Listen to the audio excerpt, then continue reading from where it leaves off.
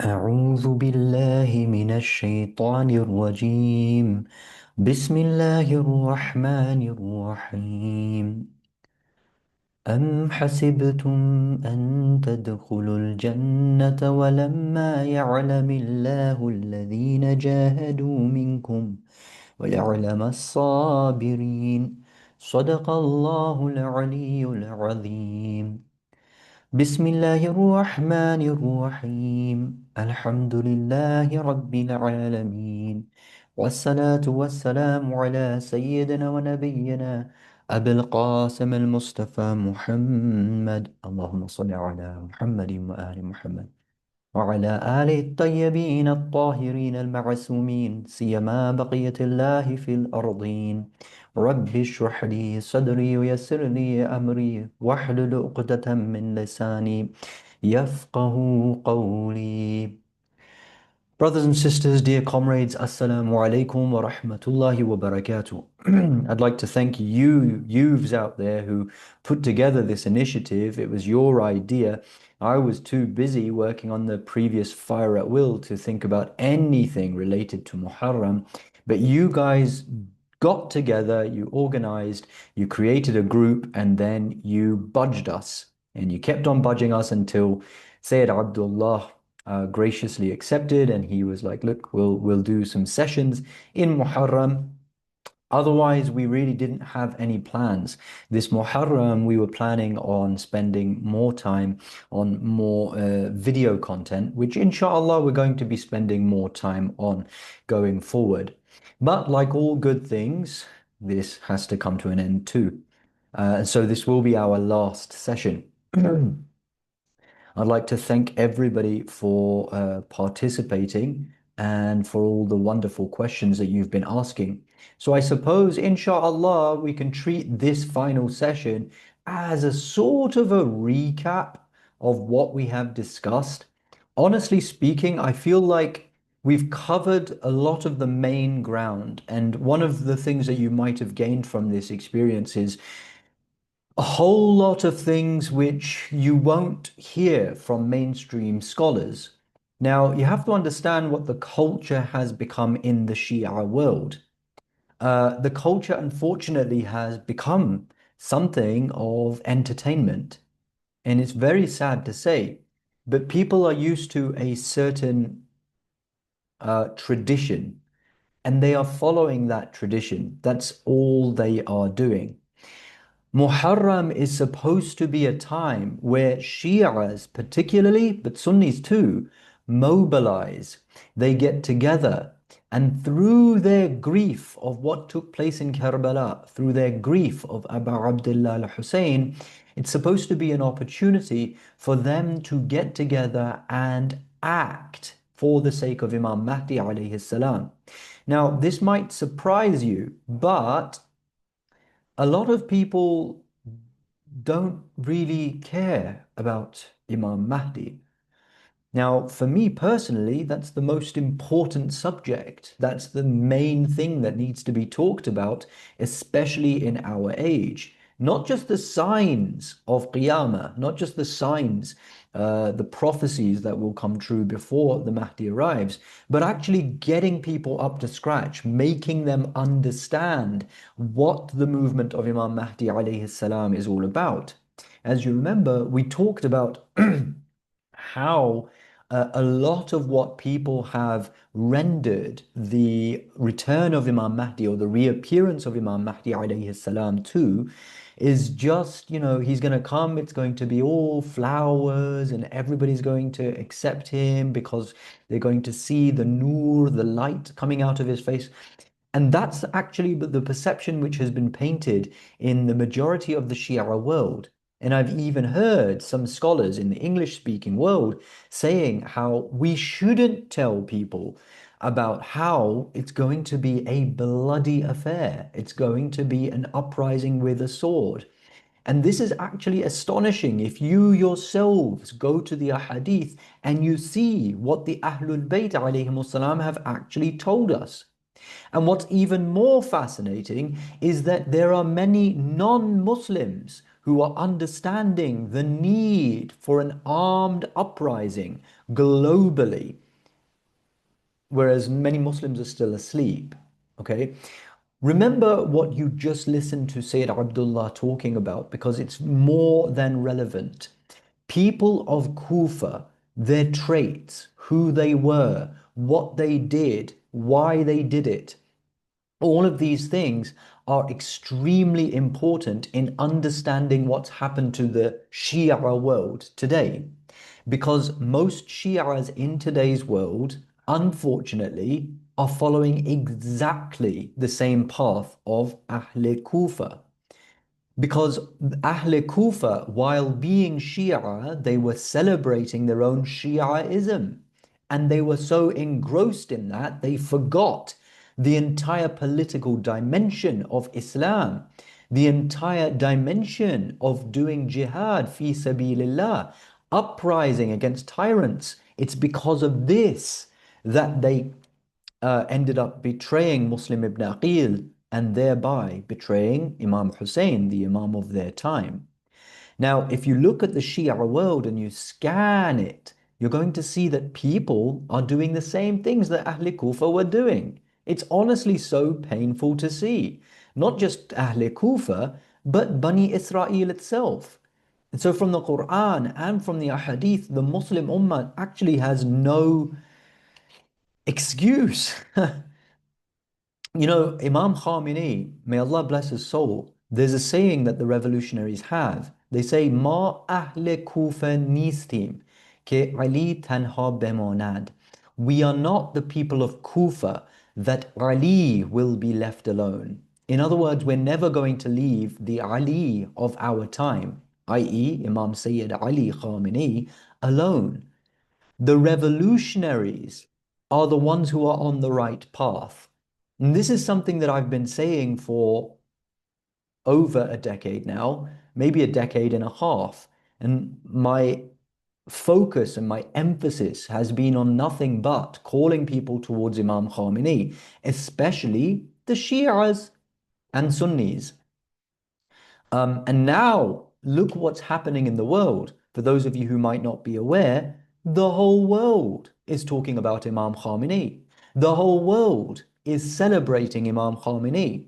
The whole world, the free speaking, free thinking rather, people of the world, those whose conscience has awakened, all those people, they are showing their love and support for Imam Khamenei because they can see that he is the only well-established leader in the Muslim world who is fighting actively against Israel. Of course, inshallah, soon we're going to see a time where they start to celebrate not just Imam Khamenei, but Sayyid Abdul Malik al-Houthi too. And there you have it, Yemen and Iran. Another thing that we talked about in these sessions is the very important signs before the advent of Imam Mahdi alayhi salam. And among those signs is As-Sufyani, Al-Khurasani, and Al-Yamani. Al-Yamani will be from where? Yemen. And he will be one of the helpers of Imam Mahdi and his army. And Al-Khurasani will be from where? Khorasan, which partly is Iran. It also encompasses Afghanistan and other countries in that region. But the point is, he's going to be from the eastern lands, east from the perspective of Arabia. And incidentally, subhanallah, we have two great movements which are actively fighting against Israel. One is from Iran and the other is from Yemen. Mind you, I mentioned this in a previous lecture also, don't put down groups like the Taliban either, just because they are not Shia. Many of them are die-hard supporters of Palestine. But they're looked down upon because we see them as backwards, we see them as poor, and Afghanistan is often looked down on. We shouldn't do this. Okay, especially as Shia, and especially seeing how the recent victory that we had against Israel is going to boost our egos to the point where we're going to be like, we're Shia, yeah. It's a very good time to be Shia, but we should also introspect and think to ourselves that we should not become people who just celebrate. I'm Shia. Oh, I'm chosen by God. Who thinks like that? Okay.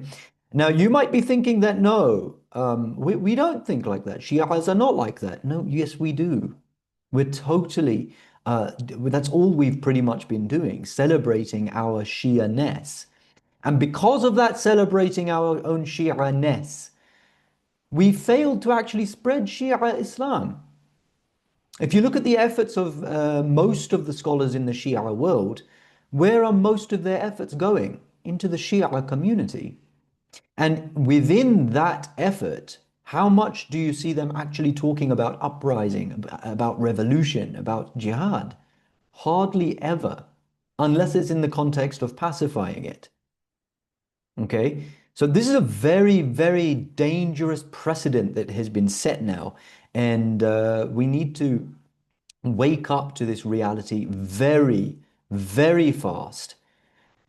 Another thing that we discussed, if you remember, is the idea that Imam Mahdi alayhi salam is going to kill many, many Shia, okay? Because they're not actually Shia in the real sense. If you go to the Ahadith and you see how the Ahlul Bayt describe the Shia, you would never call yourself Shia. You would be scared of calling yourself Shia. I was talking to Sayyid Abdullah the other day, and he actually said, I repent from calling myself Shia. I said, why? He said, because somebody came to the Imam alayhi salam and they said, I am one of your Shia. And he was very pleased with himself, very happy. I'm one of your Shia. And the Imam said, do istighfar. If you look at the traits of the true Shia, they are those who pray 50 plus rakats a day. They are those who, for example, their lips are dry because of fasting. Their tongues are tired from doing the dhikr of Allah. They exert themselves. They are those who are like lions in the day and monks in the night. And they're those who sleep but a little in the night. They are those who, whatever the Imam says, even if it is as drastic as going and sitting inside the oven, they do it without question, without second thought, without hesitation. This is the true Shia. But if you look at the Shia world, unfortunately, what you find is a huge number of people who claim to follow Imam Mahdi, just like the people of Kufa claim to follow the Imam of their time. They cry and they weep, just like the people of Kufa cried and wept. They don't have a willingness to even recognize the tyrant of their time, let alone rise up against them, just like the people of Kufa. And just like the people of Kufa, they have great ulama who they follow, and they will suspend their own intellect. They won't even bother going to the books. They won't even bother researching and trying to find out what the truth is, because those scholars provide them with fatawa. Like, for example, the scholars of Ahl Kufa, what did they say? They said for example, it's makruh to follow Muslim ibn Aqil, for example, right? And you have to understand the mentality of people is such that they are actually looking for an excuse. The easier you make the deen for them, the more they're going to flock towards you. And so, if you're genuinely trying to preach the deen, you're going to find yourself in a difficult situation whereby you need to tell people very heavy things. And most people are not ready to hear those heavy things. For example, if you tell people, look, you're living in a non-Muslim country, you're living in the West, which is essentially a machine that is fueling the war against Muslims in places like Palestine, Syria, Iraq, Iran, all over the Muslim world. They don't want to hear that. They would much rather listen to a lecture about akhlaq or history or any kind of spiritual, ethical subject. But the movement of Imam Mahdi alayhi salam is not limited to that. And let me tell you now, I say this to you with full confidence. It is the munafiqeen, the hypocrites among us, who suffice themselves with fiqh and ilm. Right? Just the basic rulings of Islam, the ahkam, how to pray, how to fast, and ilm, knowledge of the deen. No, that's not the deen at all. If you want to see what the deen is striving in the way of Allah. Jihad. Imam Khamenei defines jihad because look how confused people become. He reminds them that in order to do jihad, you need to have an enemy. Subhanallah. And they criticize Imam Khamenei. He's always talking about the enemy, the enemy, the enemy. So Imam Khamenei, from the pulpit, he tells the people that look, even the Quran is constantly reminding you the enemy, the enemy, the enemy, shaitan, shaitan, shaitan. He's always reminding you that that enemy, that taghut exists. That is true Islam, to bring people towards the realization that they are actually in shackles. They are enslaved to a system which is serving other than Allah. That is true Islam.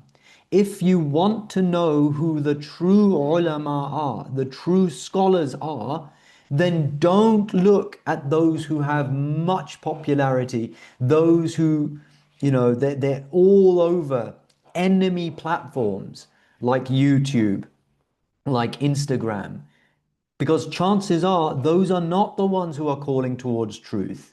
If you want to know who the true ulama are, the ones who Allah has truly given a complete image of what fiqh is and a complete image of what ilm really is, then look at the shuhada. The book I recommended to you in one of the previous sessions, Greater Sins, and other books as well by the likes of Shaheed Ayatullah Dastghaib Shirazi, Shaheed Sayyid Hassan Nasrallah, Shaheed Beheshti, look at his speeches, look at his words. Shaheed Mutahari. Shaheed Mutahari is a teacher who the entire Iran, if you want to know how Iran and the people of Iran, especially the elites, the soldiers, the nuclear scientists, the thinkers of Iran, how they were able to make so much progress, then go and look at the works of Shahid Mutahari and see what he said. Sorry. Go and look at the works of Shahid Mutahari and see what he said. Because think about it this way. If the enemy doesn't want to kill you, doesn't want to imprison you, then you're not on the right path. It's as simple as that. Don't take it from me, take it from Imam Khamenei. He said very clearly that if the enemy, the taghut of your time, is not displeased with you, annoyed by you, agitated by you, then you should know with certainty that you are not on Sirat al-Mustaqim. You're not on the right path. You're not on the straight way. Okay, so you really have to open your eyes and look for those who, even if they're not shaheed, they are such personalities that it is not safe for them to go to enemy territory. For example, Imam Khamenei himself. For example, Imam Khomeini. For example, those scholars who are not able to travel, because if they do, the enemies will definitely pick them out. And I can't move on from this discussion without mentioning one of the legends, absolute legends of our time. One of the people who I think it's safe for me to call him a living shaheed. And that person, of course, is Shaheed Zakza, Shaheed. I'm calling him Shaheed already because it's so clear in my mind. Shaheed Zakzaki. Sheikh Zakzaki is one of those scholars. Look at what this person has endured. Another thing that you need to do when you're looking for the right scholars is look at those who have actually suffered for the religion. Suffered for the religion, not gained from it. Because most scholars in Akhirul Zaman, in this era that we are living in, are scholars who are bloodsuckers. They are literally profiting off the deen. They give lots of fancy lectures just to entertain people, and because of that, they're paid lots and lots of money by the community itself, if not by outside agencies. Okay, that is not the right path, dear brothers and sisters. You need to search long and hard before you find the true scholars. And if you want an example from the Quran to highlight this point, go and look at how Musa alayhi salam searched for his teacher, Khidr alayhi salam. How did he search for him?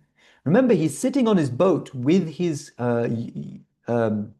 with this youth, and he says, I am not going to stop until I find my destination. That's the kind of attitude that you need to have in pursuit of true knowledge, in pursuit of true wisdom.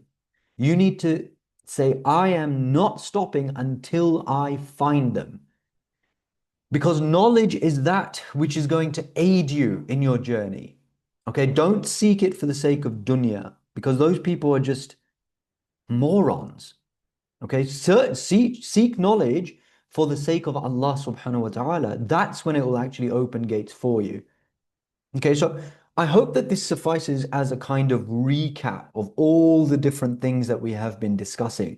If you notice, we talked about so many different things. We talked about fiqh issues, ahkam, the Shia culture of today, bid'ah. We talked about revolutionary issues. We talked about world politics. We talked about the signs of Akhirul Zaman. But all of these things are tied together with one central focus. And I hope that you can take that away with you. And that is Imam Mahdi alayhi salam. Imam Mahdi alayhi salam is the savior of humanity. He is very quickly and rapidly becoming the only hope.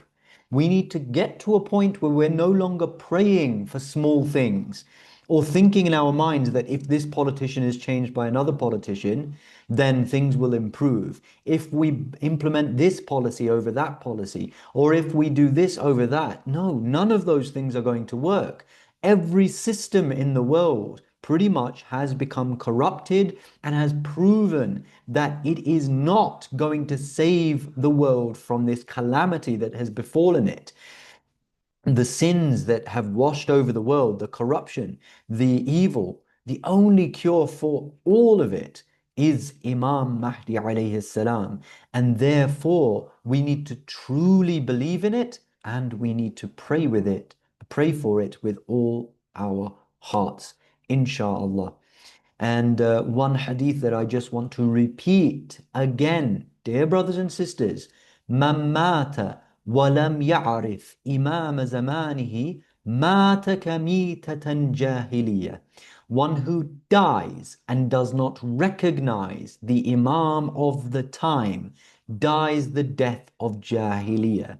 Now, just very quickly before we end the discussion, do you think that all these people who know the birth anniversary of the Mahdi, they know his traits, they know a little bit about what he's going to do, that they know his lineage, for example? Do you think that that is ma'rifah of the Imam? Ma'rifah, to actually know the Imam. Okay? Because if you literally look up the word ma'rifah, it means to intimately know someone. Okay? Because these things that Shias think they know about the Imam is not knowledge, it is not actually ma'rifah of the Imam. If anything, that's knowing about the Imam, but they don't know the Imam himself. Okay, so they know about the Imam, they don't know the Imam itself. So if that same person, that Imam of your time, was to walk past you in the street, you wouldn't recognize him. If that same person were to tell you to do something, you might say, who are you? Why should I listen to you? Okay? That's how important it is to know the Imam of your time. And so this should prompt you on a journey to go and find him, to go and understand him, to go and know who he is. And that is going to be the catalyst and the change in your life and, inshallah, in your destiny. وصلوا على محمد وآل محمد وسيعلم الذين ظلموا أي منقلب ينقلبون.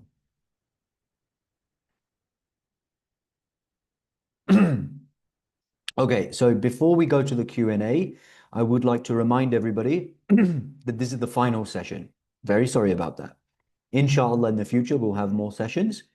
I would like to thank everybody who donated. God bless you. There's many things that we are running behind the scenes, and you're going to start to see those, inshallah, coming out of Safina Planet. Until that time, though, every penny that you send to us, God bless you and may Allah reward you. We're going to use that to buy very necessary equipment and funds and all sorts of things like lighting and bills and electricity and everything to run the studio. Inshallah, the work that we are going to be doing and I have started now, when it manifests, inshallah, you're going to see just how much it benefits not only you, but future generations also. All right, and we'll go to Q&A.